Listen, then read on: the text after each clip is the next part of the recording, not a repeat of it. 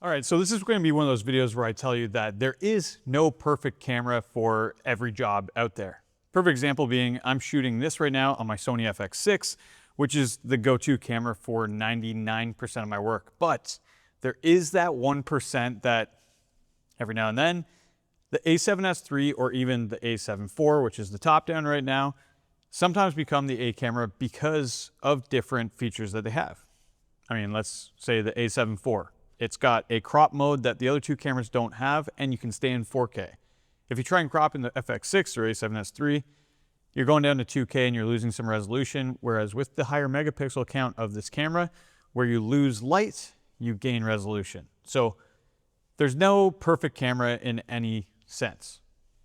For this job that I have coming up, where I'm actually going to be traveling out to Iceland, then Greenland, and sailing a ship back through the strait to Iceland, I kind of landed on the A7S III because we're extremely limited on what we can pack, and I can get this guy to about 85% of what the FX6 can do with this kit here. So I've gone out and I've picked out a whole bunch of bits from SmallRig. Just to give you a heads up, I did reach out to SmallRig and they said, nope, we don't need any partnerships with this project they're doing right now. So I went out and bought it anyway. So fair play, SmallRig. I still bought your stuff because they are still the most competitive price-wise and their products are still great. What I've done here with the A7S III is I've actually purchased a brand new cage. I had a cage from SmallRig prior, but it had a few features missing. The first one being, since it was one of the first gen cages they made for the A7S III, was an Arca Swiss built into the bottom of the cage. That's something that's huge when you want to just throw it on a tripod really quickly. You don't want to have to faff around and try and find a Manfrotto plate or something like that. If you have Arca Swiss plates that you can mount onto your Manfrotto plates, you can get them rigged up way quicker. The other big change that they made that made life so much easier for me is actually having a battery door swing. Now, if you have an older SmallRig cage for any camera brand, you'll know that the battery door sometimes has a really hard time opening with those rigid cages. So this was a huge improvement having, let's see if I can get it here, a door swing like this. So be able to open it up just like that basically means that you can get your batteries out much quicker when you're on a fast-paced dock project and you need to get those shots quickly. But let's dive in and start building out the A7S III baby CINE-RIG. All right, so I'm going to list all the parts as well as we go along and start building out this rig. I'll put them in the description below, but we'll throw the cage on first onto the A7S III and start seeing what she looks like. All right, so we'll get this guy locked in here. So essentially what this trip is a, it's going to be an expedition, they call it. It's definitely a paid for thing. You can do it yourself if you have the cash. Luckily, this is a job, so I don't have to pay for it because it's expensive. But it is a once in a lifetime opportunity, and that's why I didn't turn it down.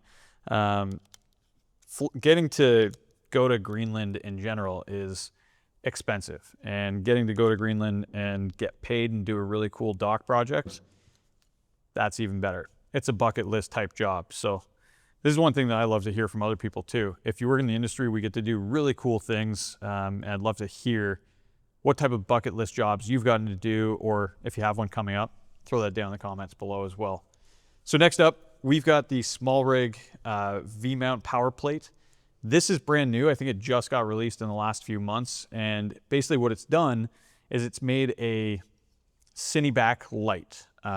So if you know Camera Foundry from Caleb Pike, he's got the CINE-RIG or Cineback, which is basically cheese plates on the top and bottom where your A7S III or any other mirrorless camera will slide in and create a little baby CINE-RIG with a power plate on the back as well. But that is still pretty big. This guy right here makes it super compact. And again, with that Arca Swiss plate on the cage, you just slide it right on. And the one mistake you've already made is you want to make sure with this guy that you actually have your monitor out so you don't have to mess around trying to get your monitor in the right position once it's locked in. So we'll slide this guy in. And now what we're going to do is we're just going to see where the best place is to actually get this guy mounted in to sit flush. with the monitor holder. So you can kind of see it's still sticking out a little bit, so we'll just finesse that a little bit. You just want to make sure there's no torque or twisting for the monitor. So there you go. So now you've got a bit of a brace for the back of your monitor so that you can still access your menus, but you can flip it around as well, and then it's safe and out of the way. Now you can see I already have a USB-C rigged up to the back of this so that I can provide power to the camera. Because the cool thing with this plate, if you can see it there we go. You've got 1, 2, and 3 D taps, and then you have 2 USB-C power inputs as well. So if you need to rig anything up to this cage that has USB-C power, like maybe wireless follow focus or wireless monitoring, you can rig that up as well. Gives you a little bit extra without having to put a full breakout box on there. So keeping it small and light.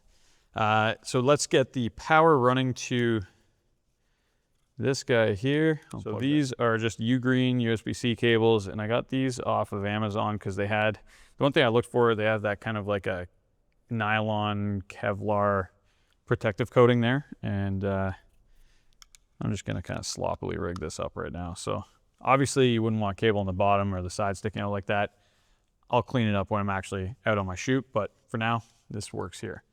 Now, the one thing that I did leave built up on this is the top brace right here. Now, this little brace, so this guy right here is going to be to hold the FX3 top handle, hold that nice and secure on the camera rig as we start to build this out.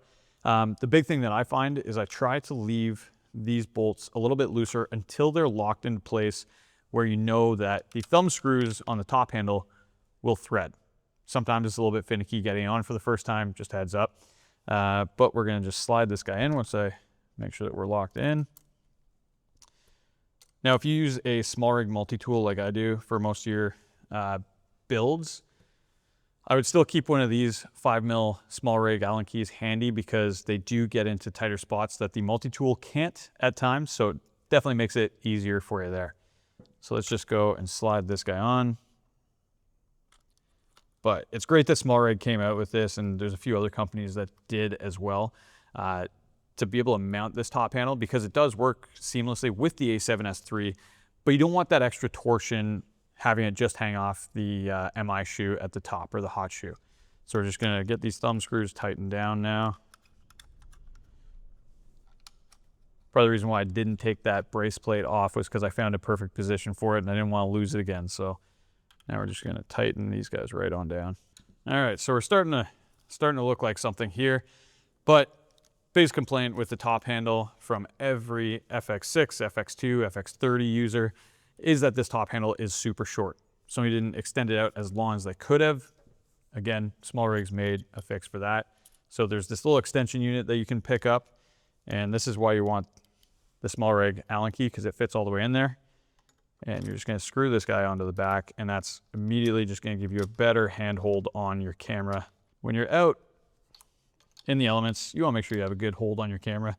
Boat's gonna be rocking around like crazy. I'm sure at times it's not always gonna be super calm, although apparently we're gonna be going through a lot of fjords where the water is much calmer, so looking forward to that. So the Iceland trip, we're actually gonna be heading out through the fjords of Iceland and Greenland, and I'm not just capturing beautiful scenics. It's been done before. We want to build a bit of a story as we go along. So the producer of the show is actually creating a pilot for a potential TV show, which I don't want to share too much about just yet because we're not sure where it's going to land, but we're pretty excited about it. And this is going to be the rig that I think is going to be the A-cam for the show. So now you've got the top handle on there and it's starting to feel a lot more solid. The big thing with that FX3 top handle is that it is very small. We've got that extension plate, and then adding the NATO rail up top gives us not only more mounting points, but a much better grip on that top handle, and it's feeling a lot more solid. The top handle is borrowed. Jesse lent me this, so I want to take care of it as much as I can. So adding a little bit of extra metal on the top, even though it adds weight, also going to protect it a little more from any drops. So we'll just get this last adapter thrown up top, and again, it's just adding more mounting points if you need it. You'll see there's a cold shoe adapter up there, and I see a lot of people mount their monitors up there. Not a huge fan of that because it gets the monitor way higher than where your lens actually is and your sensor, so it feels disconnected from the camera. So borrowed another part. This is a Tilta NATO rail that came out this year, I believe. And this guy has a NATO rail clamp on the one side, and it's got a 1/4-20 on the other for the monitor, whatever monitor you're going to be using. I'll show you with the Ninja right now, although I'll probably be throwing the Ultra 5 on this one because it's way brighter for shooting outside, which is going to be 99% of the time. It's also just a way cleaner monitor in general. But we'll get this guy mounted up. And the rig's also a little more balanced. Being able to slide it back a little bit on the rig and still be able to hold it just keeps the rig a little more balanced there as well. So now we're almost there. We have just a few more things to add, like a matte box. This is the tough part, is I am still kind of going in blind, and I'm only like a week out from this trip, but I'm actually going to be on another trip just before, and I don't have a lot of time to figure out how to pack for this. So I don't know for sure if I'll be able to bring as much stuff as I'd like to. I'll be using the Ulanzi travel tripod, where I would love to be using the Sackler tripod here, but I think it's going to be a little too big. Weight restrictions are the main reason for this build. All right, so we've got the Tilta Mirage matte box here going on. And I mainly use matte boxes just to keep the elements off of the lens a little more. So I will use this almost more in rainy situations than I do in sunny situations, because obviously the eyebrow is great to keep sun off of there, but it also keeps rain off of the lens, so I'm not having to wipe it down every couple of minutes. So that's what I find is super useful for the matte box. But then with this entire rig built out, obviously we have professional audio inputs here, so we can throw on the Sony microphone, get a good scratch track, and then we still have room for 2 more inputs. The input 3, which is a micro 3.5, or sorry, just a 3.5 jack, and then we have 1 more XLR. So I can run some DJI mics on there. Because this is just a pilot project, I think we're not going to worry too much about hiding the mics on this one.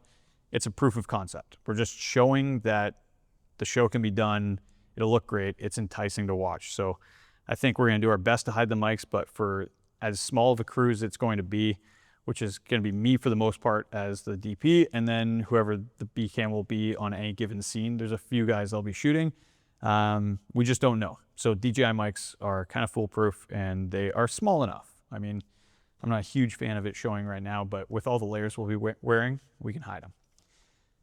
Last couple things, just dummy battery for the Ninja 5.